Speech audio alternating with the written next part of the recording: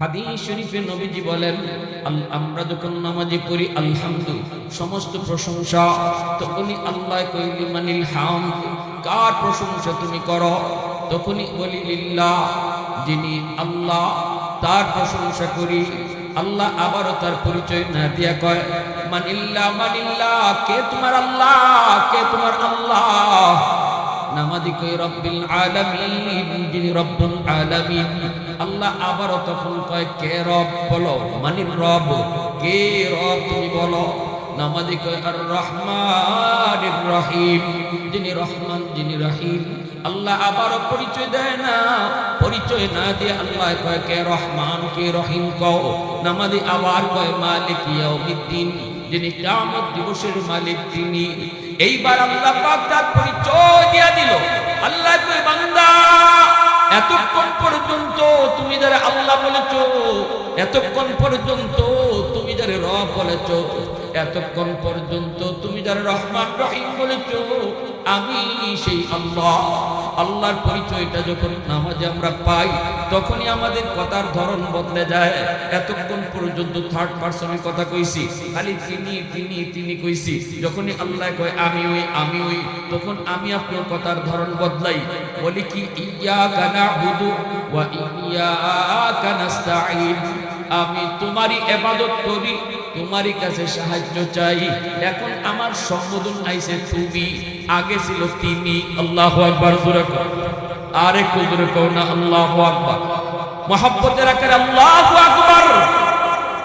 আল্লাহ পাক কয় বন্ধু, 50 ওয়াক্ত নামাজ উম্মতকে দিয়া দিলাম, এই নামাজের মাধ্যমে তাদের সাথে আমার মেরাজ হবে। যাও বন্ধু, তাদের সাথে কথা হবে। এজন্যই তো মুসা নবী যখন তুর পাহাড়ে আল্লাহর লগে কথা বলেন, আল্লাহ পাক রব্বুল আলামিনকে মুসা নবী জিজ্ঞেস করে মালিক রব্বি তুকাল্লিমু মাই হাল তুকাল্লিমু আহাদান গায়রি। মুসা নবী আল্লাহ আমার লগে যেইভাবে মাতো, এইভাবে তুমি আর কারো লগে তুমি মাতবাইনি। আল্লাহ পাক কয় মুসা, তোমার মাঝে আমার মাঝে পর্দা আছে। আল্লাহু আকবার, জোরে বলো। বাইনি ওয়া বাইনাকা হিজাব, কিন্তু সায়াতি উম্মাতুন, অদূর ভবিষ্যতে একদল উম্মত জমিনের মধ্যে আসবে মুসা, যাদের লগে আমি কথা কইমু, কিন্তু মাঝখানে কোনো পর্দা থাকতো না। লাইসা বাইনি ওয়া বাইনাহুম হিজাব। মুসা নবী তখন অবাক হয়ে কই মালিক, এরা কোন উম্মত? আল্লাহ কয় উম্মতে মুহাম্মদ। আল্লাহু আকবার। এরা আমার বন্ধু মুহাম্মাদুর রাসূলুল্লাহর উম্মত। এইবার মুসা নবী কয় মালিক, এরা কেমনে কথা কইব? আমি তো তোর পাহাড়ে আইসা কথা বলি, এরা কোন পাহাড় পর্বতে গিয়া কথা কইব? আল্লাহ কয় এরা কোন পাহাড় পর্বতে যাইতো না, এরা নামাজে দাঁড়াইলে আমি আল্লাহ তার সাজদার জায়গায় হাজির হয়ে যাব। এ মুসা, নামাজে নামাজে দাঁড়াইলেই কথা কইব।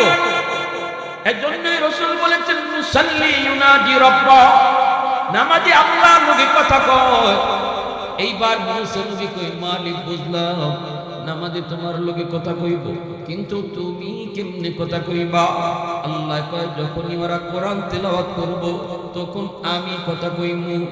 নামাজি আল্লাহর লগে মাতে, আর কোরআন তেলাওয়াতকারীর লগে আল্লাহ নিজে মাতে। আওয়াজ দেখো না সুবহানাল্লাহ। এইবার মুসা নবী, আমার আপনার নবী 50 ওয়াক্ত নামাজ নিয়ে যখন নবী চলে আসবেন, আল্লাহ পাকের মন মানে না, আল্লাহ পাকের মন মানে না। বন্ধুরে আল্লাহ আরো দেখতে চায়, বন্ধুর লগে আরো কিছু কথা বলতে চায়, কিন্তু বন্ধু তো জায়গা, উম্মতের লাগি নামাজ পাইয়া বন্ধু তো খুশি, বন্ধু তো জায়গা, কিন্তু বন্ধুরে আল্লাহ আটকাইব কেমনে? আল্লাহ পাক মুসা নবীরে ডাক দেখে, মুসা আমার বন্ধু তো জায়গা, আমার বন্ধুরে আমি আরো কিছু সময় দেখবো, আরো কথা বলবো, মন জোড়াইছে না, তুমি বুঝায় শুনে ফেরত পাঠায় দাও। মুসা নবী কয় নবী গো, 50 ওয়াক্ত উম্মতের জন্য অনেক কঠিন। না না, এরা পারবে না গো নবী, কমায় আনির নবীজি এইবার আল্লাহর কাছে ফিরত আসলেন। আল্লাহ পাক কুদরতি মুচকি হাসি দিয়ে কই, বন্ধু কেন আইছো? নবী কই, মালিক বেশি হয়ে গেছে, নামাজ কমায় দাও। আল্লাহ পাক কই, নেও 5 ওয়াক্ত কমাইলাম, রইছে 45। নবীজি 45 ওয়াক্ত নিয়ে চলে আসবেন, কিন্তু আল্লাহ পাকের তখন মন মানে না। আল্লাহ আবারও মুসা নবীর কই, মুসা মুসা আমার বন্ধুরে আবার বুঝায় শুনে ফেরত পাঠায় দাও। মুসা নবী আবারও কই, নবী গো 45 ওয়াক্ত পারতো না, আরো কমায় আনেন। নবীজি আবার আসলেন। আল্লাহ আবারও জিজ্ঞাসা, দোস্ত কেন এসো? নবী কই, বেশি হয়ে গেছে, কমাও। আল্লাহ কইলেও আরো 5 কমাইলাম। এইভাবে নবী জয়বার যায় ততবারই আল্লাহ 5 করে কমায়। কয়বার? 5 করে কমায় গেছে 9 বার। 9 বারে 5 করে কমাইলে কত কমলো? 45 রয়েছে কত? আমার প্রশ্ন হলো, 9 বার কেন আল্লাহ নিলেন? একবারেই তো আল্লাহ 45 কমাইতে পারেন।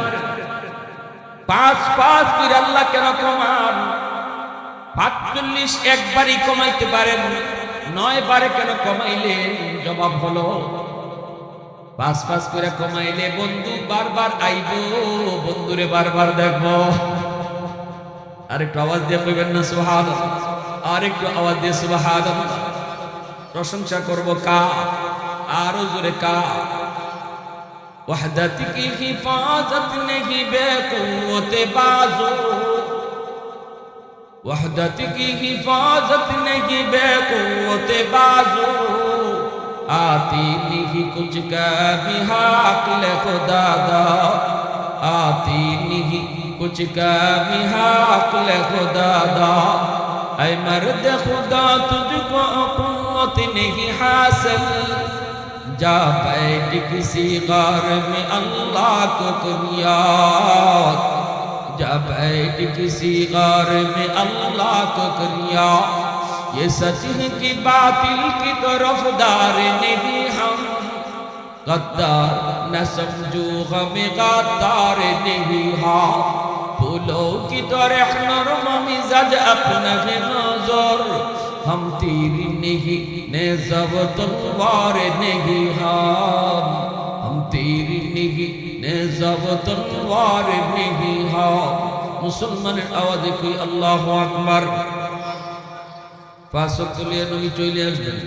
এইবার আল্লাহ পাক মুসা নবীর আবারও ডাক দিয়ে কই, মুসা আবারও বন্ধুরে ফেরত দিও, পারলে বুঝায় শুনে ফেরত দিও।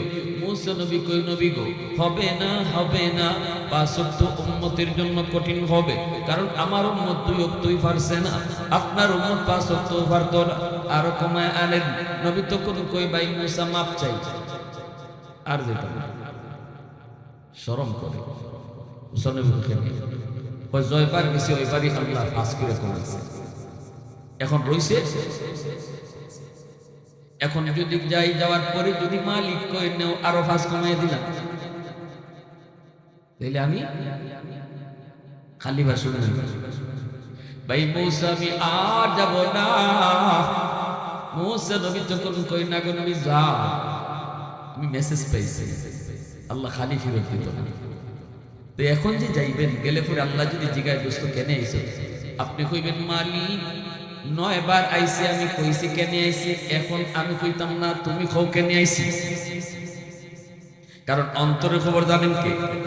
একটু আওয়াজ দিয়ে কোন জানেন কে? আল্লাহু আলিমুম বিদাতিস সুদূর। দয়াল বাবা জানে মনে খবর, কিবলা বাবা জানে, কাজা বাবা জটাশা ল্যাংটাশা, কোন বাবাই মনের খবর জানে না। মনের খবর জানেন শুধুমাত্র কে? আর একটু জোরে কও কে? এই বিশ্বাসের মধ্যে যদি কোনো ঘাটতি থাকে, কেউ যদি মনে করে আল্লাহ যেমন মনের খবর জানে, আমার হিসাবেও জানে, নামাজ পড়া আল্লাহ তো না, ঈমান আছে না গেছে? ঈমান গেছে। সাবধান, এর নাম ঈমান। ওয়াহদাহু লা শারীকা লাহ, আল্লাহর সাথে কেউ শরীক নেই। আমার আল্লাহ যা পারে মানুষ তো পারেই না, আব্দুল কাদের জিলানী তো পারেনি না, আমার রাসূলও তা পারেন না, এর নাম হইল ঈমান। ঠিক কি না? আরো জোরে ঠিক কি না? আমার ভাইয়েরা বন্ধুরা জন্য বলতেছিলাম, আল্লাহ পাক রব্বুল আলামিন কয়, দুষ্ট কেন আইছো? নবী কয় আমি কইতাম না আপনি কোনকে নিয়ে আইছি। আল্লাহ পাক কই দোস্ত আমি জানি 5 ওয়াক্ত উম্মতের জন্য বেশি কষ্ট হবে না, যাও তুমি 5 ওয়াক্ত নিয়েই যাও। তবে দোস্ত এসে যখন পড়েছো আমি আল্লাহ তোমারে সান্ত্বনা দিয়ে বলি তোমার উম্মতের নামাজ পড়ানোর জিম্মাদারিও আমি আল্লাহ নিলাম। এ দোস্ত তোমার উম্মতকে আমি আল্লাহ ডাইকা ডাইকা নামাজ পড়ায় নিমু।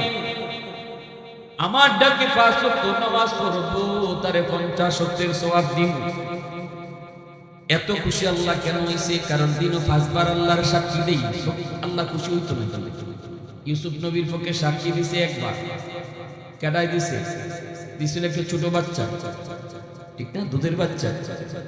ইউসুফ নবীরে জুলাইখা ভিতরে নিয়ে ঢুকাই বলতেছে ইউসুফ ভাই তালা আমার কাছে আসো। ইউসুফ নবীকে আমার আল্লাহ দেখতেছে, ইন্নী মাআদাল্লাহ, আমি আল্লাহর আশ্রয় চাই। জুলাইখা কই আল্লাহর মুখ ডেকে লিতেছি, খারাপ হইই গেছো, কেসের উপরে একটা দেবতা ছিল, কাপড় দিয়ে মুখ ডেকে লিয়েছে। ইউসুফ নবী কোন ওরে হারামির তোর খুদার মুখ দেখা যায়, আমার আল্লাহর মুখ দেখা যায়? কয় অত কথা শুনি না, মনের ইচ্ছে পূরণ করো। ইউসুফ নবী তিনি আল্লাহর আশ্রয় চেয়ে দৌড় দিলেন, দৌড় দিয়া দরজার কিনারে গেলেন, সাথে সাথে আল্লাহর দরজার তালা খুলে দিলেন। ওয়াল্লাযীনা জাহাদু ফীনা লানাহদিয়ান্নাহুম সুবুলানা।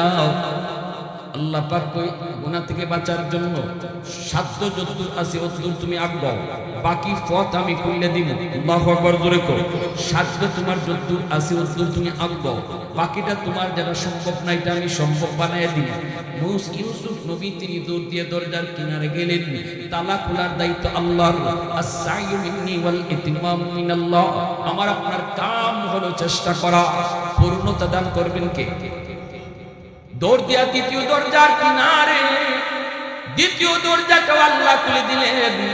এইভাবে 7টা গেট যখন টাস টাস করে খুলে গেল, ইউসুফ নবী বের হলেন।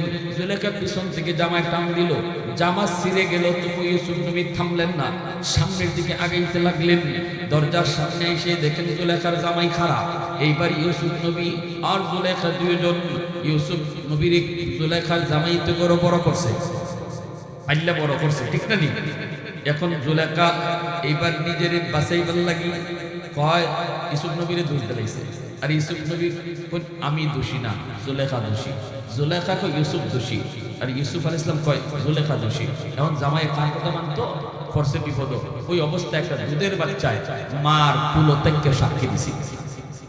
আল্লাহ একথা পবিত্র কোরআনের সূরা ইউসুফের মধ্যে বলছেন, দুধের বাচ্চায় একথা কয় নাই যে ইউসুফ নবী দোষী অথবা জুলেখা দোষী, কাউরে কিছু কয় নাই। সে একটা পথ পাইলে দিছে, রুল কয়ে দিছে, হাঁকো না আমি আপনার একটা কথা কই।